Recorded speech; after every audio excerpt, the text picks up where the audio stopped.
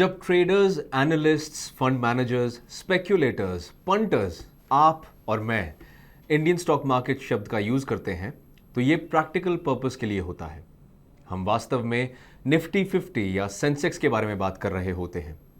आखिरकार ये दो शब्द भारत की सबसे बड़ी लिस्टेड कंपनीज को आइडेंटिफाई करते हैं। साथ ही ये इंडियन इकोनॉमी की लॉन्ग टर्म हेल्थ का अनुमान लगाने के लिए एक बैरोमीटर का भी काम करते हैं। इस वीडियो में हम निफ्टी 50 के बारे में विस्तार से जानकारी प्राप्त करेंगे, जिसमें हम बताएंगे कि इसका मतलब क्या है, निफ्टी 50 में कौन सी कंपनीज शामिल होती हैं, परफॉर्मेंस कैसी है, निफ्टी 50 में कैसे निवेश किया जा सकता है और भी बहुत कुछ। तो आइए शुरू करते हैं।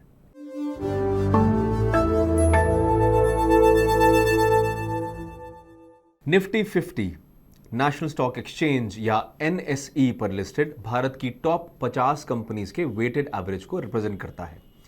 In fact Nifty 50 national stock exchange 50 का ही शॉर्ट फॉर्म है, लेकिन कई सालों से यह शब्द छोटा होता गया और आज कई लोग इसे सिर्फ निफ्टी 50 कहते हैं।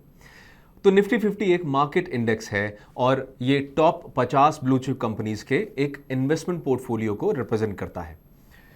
तो जब हम निफ्टी 50 बोलते हैं, हम Reliance industries, SBI, Maruti Suzuki, TCS, Asian paints और 45 ऐसी इंडस्ट्री लीडिंग कंपनीज के बारे में बात कर रहे हैं। इस वीडियो को रिकॉर्ड करते समय इन 50 कंपनीज का कुल मार्केट कैप 1.2 करोड़ से भी ज्यादा है। ये नेशनल स्टॉक एक्सचेंज पर लिस्टेड सभी कंपनीज के कुल मार्केट कैप के 55 से 60% को रिप्रेजेंट करता है। फाइनेंशियल मार्केट्स में निफ्टी 50 की इंपॉर्टेंस के चलते इसके आसपास कई सारे फाइनेंशियल इनोवेशन होते हैं।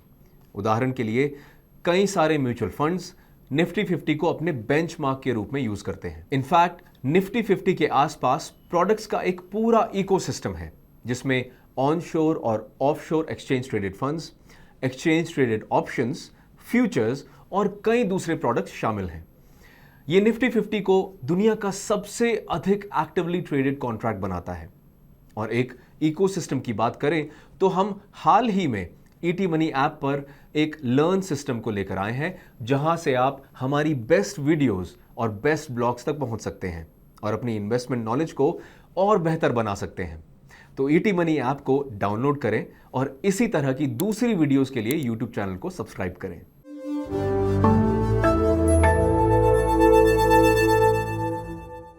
मेरे पास आपके लिए एक सवाल है। निफ्टी 50 को नेशनल स्टॉक एक्सचेंज द्वारा साल 1996 में लाया गया था, जिससे अब ये 25 साल से भी ज्यादा पुराना हो गया है। तो सवाल यह है कि 1996 में जब निफ्टी 50 आया था, तो उस समय निफ्टी 50 में शामिल कंपनीज में से अब कितनी कंपनीज आज के निफ्टी 50 में मौजूद हैं? आपकी मदद के लिए यहां रीसेंट लिस्ट मौजूद है। तो अब आप वीडियो को पॉज करके जवाब सोचिए। इनमें से कौन सी कंपनी 1996 में भी निफ्टी 50 में रही होंगी? कौन सी कंपनियां उस समय बड़ी कंपनीज में शामिल थी जो उस लिस्ट में शामिल हुई होंगी?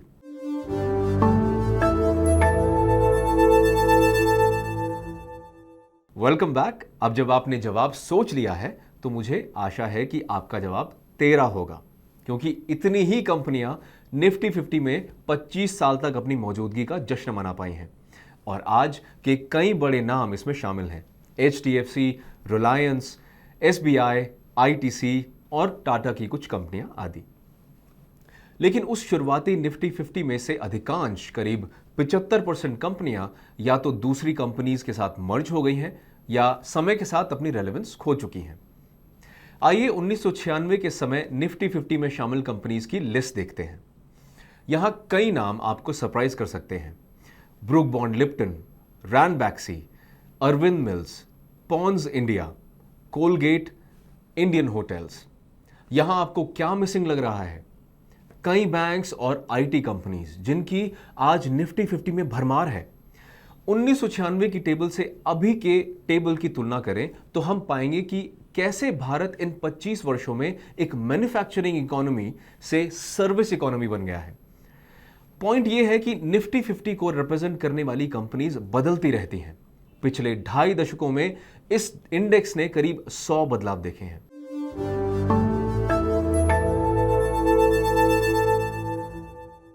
निफ्टी 50 के पास अपनी कंपनियां चुनने के लिए एक बहुत अच्छी तरह डिफाइंड एंड ट्रांसपेरेंट मेथोडोलॉजी है। सिलेक्शन प्रोसेस को हम 4 पार्ट्स में देख सकते हैं: universe of companies, basic construct, liquidity rules, rebalancing और रिकॉन्स्टिट्यूशन रूल्स। आइए स्टॉक्स की यूनिवर्स से शुरू करते हैं। और आपको यह जानकर कोई आश्चर्य नहीं होना चाहिए कि निफ्टी 50 का हिस्सा बनने के लिए किसी कंपनी को पहले नेशनल स्टॉक एक्सचेंज पर लिस्टेड होना पड़ता है।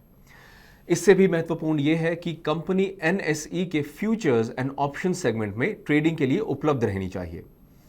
बेसिक कंस्ट्रक्ट की बात करें तो चुनी हुई company free float market cap के मामले में टॉप 50 कंपनीज में शामिल होनी चाहिए।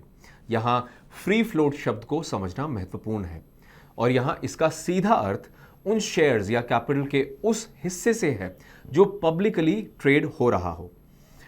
दूसरे शब्दों में, कोई भी इन शेयर्स को खरीद और बेच सकता हो और ये कंपनी इनसाइडर्स जैसे promoters, strategic partners, employ welfare trust या सरकार द्वारा ब्लॉक्ड या रिस्ट्रिक्टेड नहीं होते हैं। इसका एक अच्छा उदाहरण विप्रो लिमिटेड है, जहां 73% शेयर अजीम प्रेमजी और उनके परिवार द्वारा कंट्रोल्ड है, जिससे ये 73% शेयर आम जनता के लिए एक्सेसिबल नहीं है। इनको अगर हम नंबर्स में रखें तो इस वीडियो को रिकॉर्ड करते समय विप्रो का टोटल मार्केट कैपिटलाइजेशन 3,15,000 करोड़ रुपए था। हालांकि इसका फ्री फ्लोट मार्केट कैप इसका 27% ही था, जो कि 85,000 करोड़ रुपए आता है। इंडेक्स कैलकुलेशन के नजरिए से इसका मतलब है कि निफ्टी 50 के लिए विप्रो का वेटेज 85,000 करोड़ माना जाएगा। तो अलग अलग कंपनीज में अलग अलग फ्री फ्लोट लेवल होता है। यह कुल मार्केट कैप का न्यूनतम 25% और अधिकतम 98% हो सकता है।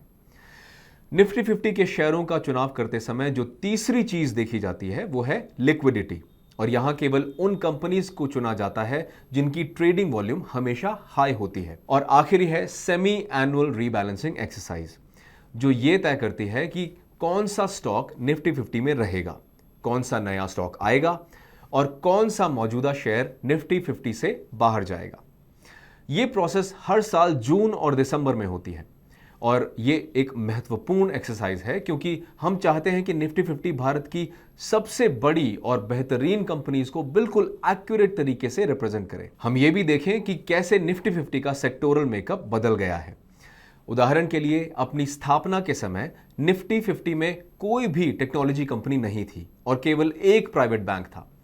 आज निफ्टी 50 की टॉप 10 कंपनीज में 4 प्राइवेट बैंक्स हैं और इन्फोसिस और टीसीएस के रूप में 2 बड़ी आईटी कंपनीज हैं। सेक्टर्स की बात करें तो निफ्टी 50 में 13 विभिन्न सेक्टर्स का रिप्रेजेंटेशन है।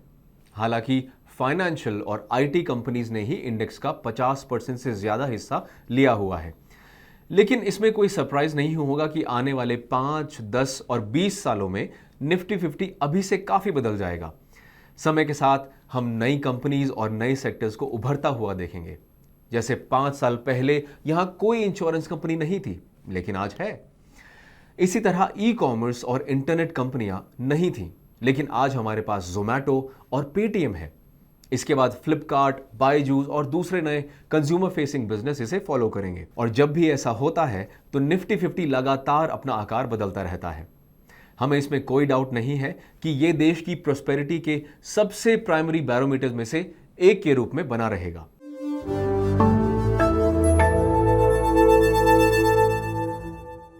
निफ्टी 50 ने अपनी यात्रा 1000 पॉइंट्स की बेस वैल्यू से शुरू की थी और आज ये 15,000 के ऊपर है। ये पिछले 25 सालों में 11.7% की एवरेज एनुअल रिटर्न है। ये गोल्ड और रियल एस्टेट जैसी दूसरी एसेट क्लास की तुलना में काफी ज्यादा है। वहीं इन एसेट क्लास में समान अवधि में 8 और 9% का रिटर्न मिला है। हालांकि इक्विटी मार्केट्स के नेचर को दर्शाते हुए निफ्टी 50 में कई उतार चढ़ाव भी आए हैं। जैसे साल 2008 में निफ्टी 50 50% से ज्यादा गिर गया और अगले ही साल 2009 में 76% बढ़ गया। ऐसे उतार चढ़ाव के बीच दिल को तसल्ली देने वाले आंकड़े ये हैं कि पिछले 25 वर्षों में निफ्टी 50 ने केवल 7 वर्षों में नेगेटिव रिटर्न दिया है, जो लॉन्ग टर्म में वेल्थ बिल्डिंग टूल के रूप में इसके महत्व को दर्शाता है। अब लंबी अवधि में परफॉर्मेंस पता करने के लिए एक अधिक प्रैक्टिकल रास्ता लेते हैं। 11.7 के सालाना रिटर्न को एसआईपी मोड से देखते हैं। आखिरकार आप और मेरे जैसे निवेशक ऐसे नहीं हैं कि म्यूचुअल फंड में लमसम पैसा डाल दें और 25 सालों के लिए भूल जाएं। हम लगातार निवेश करते हैं और ज़्यादातर मासिक आधार पर निवेश करते हैं। और अगर कोई व्यक्ति साल 1996 से हर महीने निफ्टी 50 में 10,000 रुपये निवेश करता है, तो आइए जानते हैं कि उसकी इन्वेस्टमेंट जर्नी कैसी होती। पहले के कुछ साल .com बबल के चलते कुछ निराशाजनक होते और साल 2003 के बाद से आपका पैसा वास्तव में कुछ रिटर्न दिखाना शुरू करता। साल 2003 के मध्य से साल 2007 के आखिर तक आपका निवेश किया गया पैसा तेजी से बढ़ता और आपका SIP कॉर्पस 4.5 साल में 9 लाख रुपए से बढ़कर 64 लाख रुपए हो जाता। लेकिन जो ऊपर जाता है वो नीचे भी आता है। इसके बाद निफ्टी 50 में बड़ी गिरावट देखने को मिली थी। उसके बाद तेजी से रिकवरी और फिर सपाट बाजार। इससे निफ्टी 50 को अगला नया ऑल टाइम हाई बनाने में 5.5 साल लग गए। ये स्तर अगस्त 2013 के आसपास देखा गया था। और उसके बाद निफ्टी 50 ने सबसे शानदार मार्केट रैली देखी, जिससे हमारा SIP कॉर्पस जून 2021 को 2.07 करोड़ हो जाता। पॉइंट यह है कि निफ्टी 50 यानी स्टॉक मार्केट एक दिशा में नहीं चलता है। ये उतार चढ़ाव वाले पीरियड से भरा रहता है। यहां तक कि इस बुल रन को भी 2015 में चाइनीज मार्केट में मंदी और नवंबर 2016 में नोटबंदी से झटके खाने को मिले। और इसके बाद 23 मार्च 2020 को कोरोना महामारी के चलते एक ही दिन में ये 1100 अंक टूट गया। यहां हमने ये फैक्ट भी जाना है कि निफ्टी 50 पर 25 साल की SIP बहुत बड़ा कॉर्पस बना सकती है। यहां इस बुल और बेरिश मार्केट के माध्यम से आपका 30 लाख रुपए का इन्वेस्टमेंट 12.8% की एवरेज एनुअल रिटर्न पर 2.07 करोड़ रुपए हो गया। लेकिन जो बीत गया वो बीत गया और असली सवाल यह है कि हम अगले 25 सालों में निफ्टी 50 से कितने रिटर्न की उम्मीद कर सकते हैं। ठीक है, सबसे पहले तो हम भविष्य के लिए और बड़ी उम्मीद रख सकते हैं। E-commerce, autonomous vehicles, logistics, artificial intelligence, robotics, renewable energy जैसे सेक्टर्स हमारे समय की सबसे बड़ी कंपनियां पैदा कर सकते हैं। और दूसरी बात नंबर्स के नजरिए से है, भारत की GDP के अगले 25 सालों में करीब 5.5% की दर से बढ़ने की उम्मीद है। इस तरह की ग्रोथ साल 2050 तक भारत को आर्थिक महाशक्ति बना देगा। उस समय दुनिया की 15% GDP भारत के पास होगी और इस पावर के सबसे बड़े रिप्रेजेंटेशन में से एक के रूप में निफ्टी 50 बना रहेगा।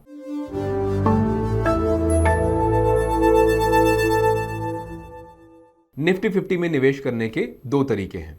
पहला, आप निफ्टी 50 के शेयर्स के कॉम्पोजिशन के समान परसेंट में वो स्टॉक खरीद सकते हैं। दूसरा, आप एक इंडेक्स म्यूचुअल फंड में निवेश कर सकते हैं जो निफ्टी 50 को ट्रैक करता हो। पहला तरीका यानी स्टॉक खरीदना वास्तव में एक एवरेज रिटेल इन्वेस्टर के लिए नहीं बना है। यह महंगा है, हेक्टिक भी है और यह बहुत जटिल भी है। उदाहरण के लिए मान लीजिए कि मैं 10 लाख रुपए निवेश करना चाहता हूं। यह पैसा मैं निफ्टी 50 के सभी स्टॉक को उनके अनुपात में खरीदने में लगाता हूं।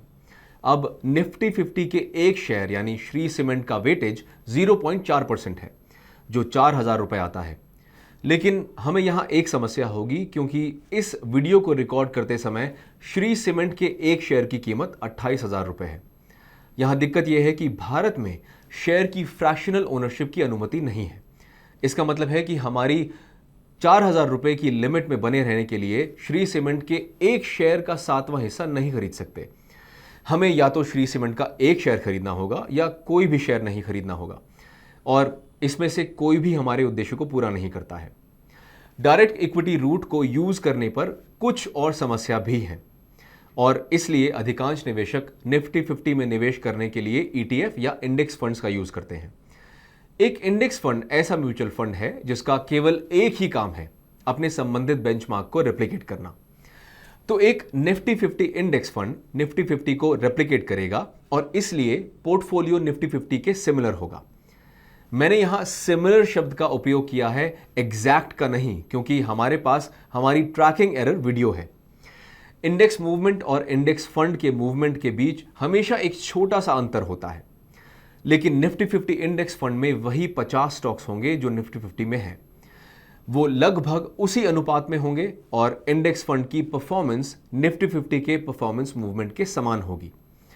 अभी हाल ही में भारत में इंडेक्स फंड के जरिए निवेश करने में लोगों की दिलचस्पी बढ़ी है और इसके कई कारण हैं। सबसे पहला तो आप ईटी मनी ऐप पर सिर्फ 500 रुपए महीने में अपना निवेश शुरू कर सकते हैं और कुछ योजनाओं में सिर्फ 100 रुपए से भी शुरू कर सकते हैं। दूसरा ये कि इन फंड्स में एसआईपी की सुविधा होती है और हमने इस वीडियो में पहले चर्चा की थी कि डिसिप्लिन्ड इन्वेस्टिंग से कैसे बड़ा कॉर्पस बनाया जा सकता है। तीसरा, इंडेक्स फंड में एक्टिव मैनेजमेंट की आवश्यकता नहीं है जो एक्सपेंस रेशियो को काफी कम रखता है। और आखिर में इंडेक्स फंड एक वेल डिफाइंड सिस्टम को फॉलो करता है जिसका अर्थ है कि स्टॉक सिलेक्शन में कोई ह्यूमन बायसेस नहीं आएगा और किसी को रीबैलेंसिंग आदि जैसी चीजों के बारे में चिंता करने की आवश्यकता नहीं होगी। यह सिस्टम आपके लिए सब कुछ करता है, आपको बस इतना करना है कि धैर्य रखें और इन्वेस्टमेंट राइड को एंजॉय करें। और इसी के साथ हम इस वीडियो के अंत में आ गए हैं। अगर आपको यह प्रेजेंटेशन पसंद आई है तो इस वीडियो को लाइक करें और कमेंट करें। साथ ही इस वीडियो को अपने परिवार के सदस्यों और दोस्तों के साथ शेयर करना न भूलें। इस तरह के अन्य वीडियो के लिए चैनल को सब्सक्राइब भी करें। अगले सप्ताह फिर मैं आपके लिए लेकर आऊंगा एक और इंफॉर्मेटिव वीडियो। तब तक के लिए नमस्कार। Mutual fund investments are subject to market risks. Read all scheme related documents carefully.